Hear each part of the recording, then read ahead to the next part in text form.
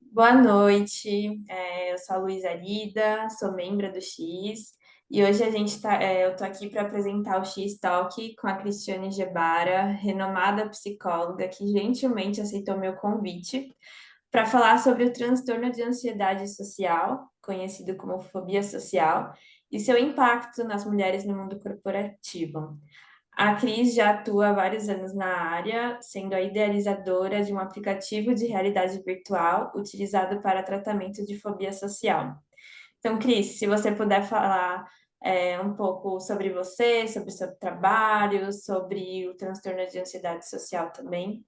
Que bom. Primeiro é um prazer ser convidada para falar para vocês. Eu acho que sempre eu gosto muito de a gente poder falar para o outro, para as pessoas, para a pessoa que é leiga, assim, sobre os transtornos mentais. Então, muitas pessoas, aliás, têm, né, e não sabem que têm, e vão passar uma vida inteira ali tendo dificuldades e prejuízos em vários âmbitos da vida e e fica assim, né? Fica muito difícil sair desse quadro, né? Pessoas sem um tratamento adequado. Então, bom, eu sou psicóloga, eu sou mestre pela Faculdade de Medicina da USP, eu dou aula também pelo ambulatório de ansiedade, lá do Instituto de Psiquiatria, do Hospital das Clínicas da Faculdade de Medicina da USP, e também estou num outro ambulatório, que é de transtornos do impulso, também como supervisora. E outros ambulatórios também costumo dar aula sobre mais o meu foco, né, vamos dizer assim, que eu tenho expertise seria a fobia social, né, que é a atuação de ansiedade social, e o que é a fobia social? Então, na verdade, a fobia social, ela tem, a pessoa tem muito medo, do julgamento, da crítica negativa do outro. Ela se sente muito o centro das atenções. Então, as pessoas estão julgando, olhando ela, se sente muito observada. E, e isso vai atrapalhando, né? Que isso começa desde o final de infância, início de adolescência, e essa pessoa, então, vai crescendo desse jeito, ela vai achando que ela é daquele jeito.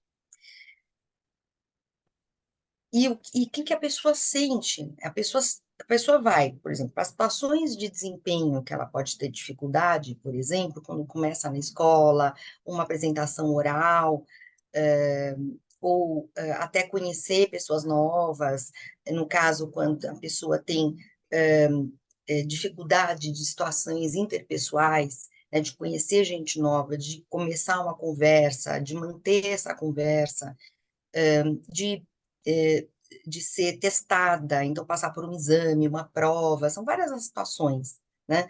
As situações, e tem gente, por exemplo, que tem todas essas situações. E tem gente que tem mais dificuldade nas situações de desempenho. E esse é um subtipo chamado circunscrito. Então, a fobia social circunscrita.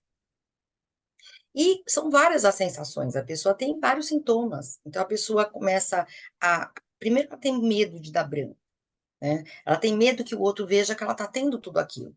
Então, às vezes, tem sudorese, começa a suar, por suar nas mãos, treme na voz, assim, até no corpo. Pode ter também.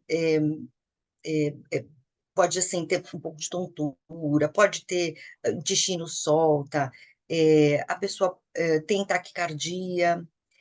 Muitos também ficam vermelhos, o rubor facial também.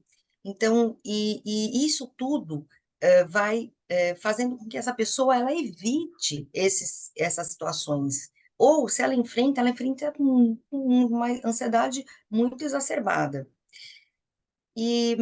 Então, assim, esses sintomas vão fazendo com que a pessoa vá até então deixando, se ela deixa de ter experiências, né, porque ela evita, porque ela tem medo, isso de dar branco também, ou ter medo de ser humilhada, passar vergonha. Então, isso tudo vai fazendo com que essa pessoa vá, né, não, assim, deixando de ter oportunidades na vida, né? Então, acho que, e trazendo prejuízo, né? Isso é muito importante. Algumas outras situações também que as pessoas não sabem, por exemplo, beber e comer na frente do outro. Muitas pessoas também têm esse medo de usar banheiro público. Então, também pode acontecer de ter esse tipo de situação, e aí é considerado fobia social. Certo. E como você acha que essa fobia social acaba impactando na experiência profissional, na progressão de carreira, no mundo corporativo? Então, como essas pessoas, elas vão tendo todos esses sintomas, e elas acreditam, então, que isso vai acontecer, que elas não vão conseguir dar conta, elas são muito autorreferentes, as pessoas estão, por exemplo, quem está falando ou falando ou perto dela, está rindo dela. Então, isso vai deixando com que essa pessoa vá, como eu falei, deixando de ter oportunidades na vida. Muitos até escolhem profissões, cursos de graduação, também pensando nisso, né? Assim, porque não vou fazer uma coisa eu, por exemplo, atendi uma pessoa que ela quis fazer direito e ela não foi fazer porque teria muita exposição. Ela teria que falar com o juiz, né? Falar com alguém hierarquicamente acima é muito complexo, né? Isso causa esse desconforto também. Então, ela não foi fazer. É, e muitos têm muito como essa dificuldade também de comunicação, porque a pessoa fica mais é, reservada, né, no sentido de com medo mesmo dessas críticas, então não é uma pessoa que interage. Então, muitas vezes, até o olhar do outro é do tipo assim, nossa, essa pessoa é uma pessoa pedante, essa pessoa não se mistura, né? E muitas vezes essa pessoa está com medo, né? O fóbico social, ele está com medo, ele está com todo esse desconforto, é por isso que ele não vai. Então, às vezes, em ambiente de trabalho, por exemplo, a pessoa não vai almoçar junto com os colegas, com os pares, se vai alguém acima, então, aí é que fica mais difícil, né? Então, são pessoas que não se expõem, estão em reuniões, muitas vezes a pessoa precisa falar alguma coisa, participar, muitas vezes, porque é, é importante no mundo corporativo que haja essa venda do peixe, né? Então, isso precisa falar, e isso muitos desses não conseguem. Então, eles têm muito prejuízo, né? Eles não conseguem galgar profissionalmente. E A, social. dife- a, tam- Ai, desculpa, eu queria falar que também Imagina, tem uma pode falar. dificuldade, é que tem uma dificuldade também em relacionamento, pode ter também, né? Sim. Então, são pessoas que têm menos experiências amorosas, né? Amizades também, são pessoas de pouquíssimos amigos, às vezes nem têm, então fico muito mais dentro de casa, muito mais assim, às vezes até com a família, ou às vezes não, às vezes dentro do quarto, então é, é, é bem complicado, né? E você acha que a fobia social pode desencadear outras questões de saúde mental, como depressão? Você acha que ela age também de alguma forma nesse sentido? Sim, a gente chama de comorbidade, né? Por exemplo, que tem um transtorno que tem muito com a fobia social, é o álcool. Então, a pessoa começa a fazer, começa, é, é, é, é, assim, beber, né? Porque ela vai para uma festa, ela vai para um ambiente social, então ela acha que ela precisa beber porque a bebida vai facilitar essa comunicação. Então, isso tem também essa comorbidade, né? Com o alcoolismo. Existe também, aí que a gente sabe também são os transtornos de humor. Então, você tem, por exemplo, a depressão, ela pode também acometer a pessoa que já tem a fobia social. Então assim, é uma comorbidade, né? Então, são outros transtornos que podem vir junto, podem acontecer junto. Então, por exemplo, tem também o déficit de atenção, tem vários transtornos mentais que podem, ali o transtorno de ansiedade generalizada, que pode estar junto também com a fobia social. Mas é um transtorno bastante de um diagnóstico que, na verdade, não é o diagnóstico, mas, na verdade, ele acontece, né? O que a idade, né, de início é no final da infância ou costuma ser, né? No final da infância ou começo de adolescência. Mas Mas muitos não sabem que tem, entende? Eles não entendem sim, que tem aí eles acabam descobrindo mais para posteriormente, na frente, verdade. mais para frente. E Sabe aquela pessoa, sabe aquele momento que você está na escola ou que você está na faculdade, que você fala assim, ai, deixa que eu escrevo. Eu escrevo o trabalho, você sim, apresenta. A aham, pessoa sempre fica com esse tipo de coisa. E o outro, então, ela vai fazendo, ela vai se esquivando, vai evitando, fugindo dessas situações, né? Até que não realmente começa, o prejuízo vem, né? Porque são pessoas que têm acabam tendo esse prejuízo depois, na vida profissional também. sim. E existe algum fator específico no ambiente ou no ambiente corporativo que pode desencadear essa fobia nas mulheres?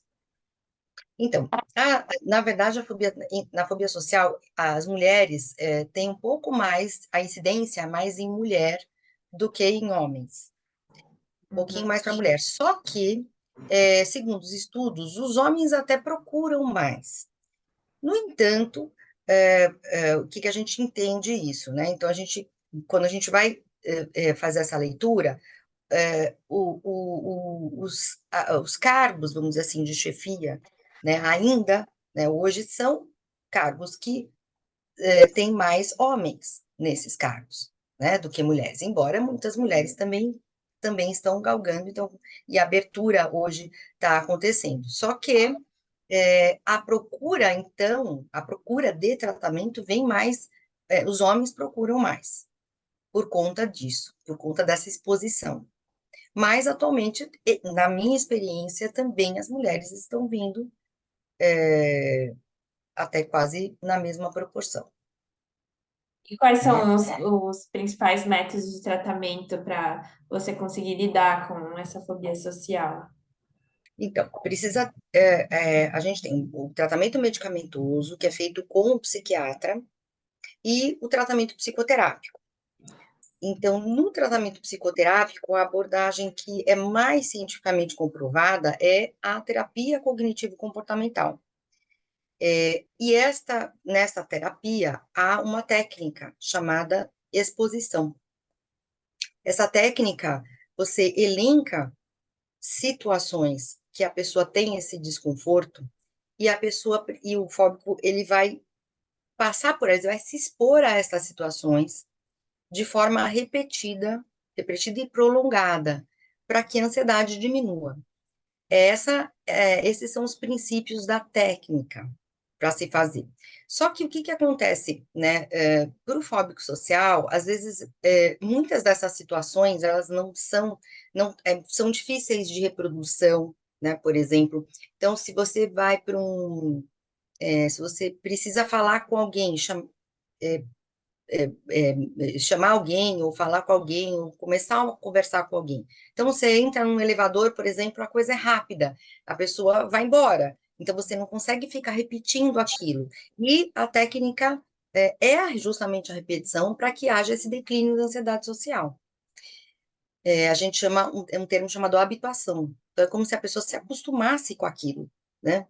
E então, outras situações, por exemplo, se a pessoa tem que falar mesmo em público, ela vai precisar chamar familiar, amigo, sabe, para poder se expor para aquelas pessoas, né? Porque ela não vai poder fazer isso no trabalho, chamar todo mundo e falar, gente, eu estou fazendo uma técnica, né? Então, então as situações são difíceis mesmo de se criar, né? De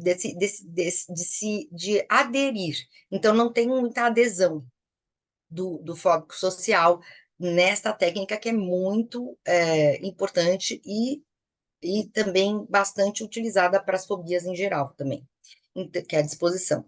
Então, a realidade virtual, ela veio para sanar essa lacuna, né? E como?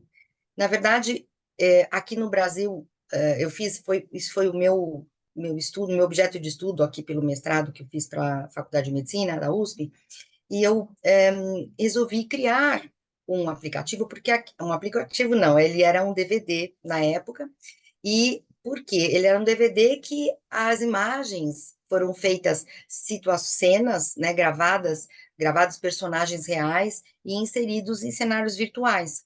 Por quê? Porque a realidade virtual precisa ter essa interação, é preciso conversar com o personagem também. Então, precisava de uma programação ali para que isso acontecesse, né? Essa conversa com o personagem. E as cenas são em 3D. E foi porque aqui no Brasil não tinha nada assim, fora do Brasil também era uma coisa assim mais difícil da gente ter contato, e os sistemas eram muito onerosos, né? Óculos, aquele tipo óculos Rift, que é aquele que você vê 360 graus, aí tinha um tipo que você colocava, projetava as imagens, tinha que ter um ambiente que parecia um cubo, assim, que você entrava dentro. Isso são sistemas que na época não eram os que tinham, né? Então, para a gente no Brasil aqui era mais complexo. Então, eu acabei fazendo de uma forma que não só eu utilizasse, mas também outros profissionais pudessem utilizar, outros psicólogos, né, para trabalhar com as pessoas. Então, isso uma empreitada que eu fiz, assim, que foi bem, assim, complexa, você está em contato também com outras áreas, né, então, área é, de TI, o pessoal de TI, área jurídica, né, comercial, então, todo, a gente sai da área de saúde só, né, do que a gente faz, né, do que a gente tem de expertise, para poder entender como funcionam as outras áreas também. E então isso foi feito dessa forma, e depois, com o tempo, a tecnologia começou a avançar, a gente saiu desse DVD e foi para o aplicativo, para uma plataforma de aplicativo, um sistema que ele foi depois foi feito de outra forma também, tudo para poder aprimorar, para ter essa facilidade para o clínico atender. E também veio a pandemia, né? Então, com a pandemia, a gente falou, puxa, agora não dá para fazer presencial, vai precisar fazer de uma forma que a gente consiga fazer o tratamento online. E nós conseguimos. Então, o profissional, ele tem uma licença, ele tem uma chave que ele manda para o paciente dele, e aí o paciente dele tem que ter esses óculos aqui, que são óculos assim, chamados cardboard. Então, eles têm essas duas lentes aqui dentro, que vão fazer com que as imagens elas se unam e ficam em 3D. Não, ele coloca o celular aqui, e essa estrutura é muito simplificada. Ela é uma estrutura muito de, né, um plástico, e realmente de custo bastante baixo, que daria para a pessoa ter. Então, o profissional passa essa chave, e essa cena que o fóbico social, isto é, o paciente vai ver aqui, é a que o profissional está vendo, entendeu? Bem E aí bacana. E aí o paciente realiza várias dessas sessões e fica em imersões. sessão, sempre em sessão, não é sozinho, sempre em sessão, ele fica repetindo várias vezes, exatamente, repetidamente, essa cena. Então, e o que que acontece? Ele entende, ele tem que entender como é que funciona, né? Tem uma psicoeducação para isso, e aí ele mesmo vai falar, então, o que ele sentia de ansiedade antes e depois, para ele poder terminar, para o profissional tirar ele daquela cena. Então, quando baixa a ansiedade dele para metade, aí ele sai da cena, ele vai para uma outra, tá? São 6 cenas, são cenas que vão vir de encontro com a realidade de todo mundo. Então, é uma cena que você está numa festa, que você entra numa festa, numa reunião social, é uma cena que você chama, que você conversa com alguém, que você conhece alguém diferente, e que você não. E muitas vezes a gente coloca assim que essa pessoa é alguém hierarquicamente acima. Então a gente vai trazendo a história da pessoa para o cenário também.